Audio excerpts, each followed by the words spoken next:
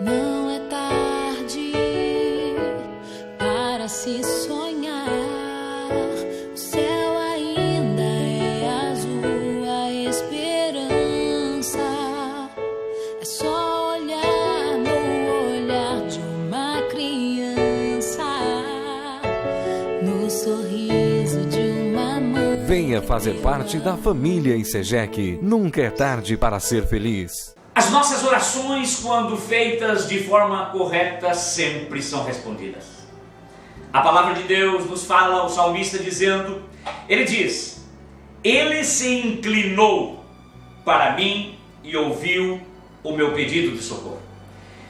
Essa palavra que o salmista diz, ele se inclinou para mim, o salmista está dizendo, ele se curvou, ele olhou para baixo.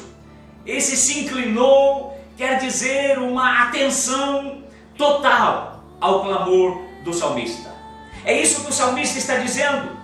A palavra inclinar-se quer dizer dobrar-se, curvar-se, olhar para baixo. Mas também o salmista diz, ele ouviu. A palavra ouvir quer dizer entender, quer dizer perceber, quer dizer dar atenção ao pedido. Por isso, eu recomendo você a orar a Deus, a clamar a Deus, a buscar a Deus, a insistir com Deus, porque Ele vai ouvir o teu clamor, Ele vai se inclinar a você.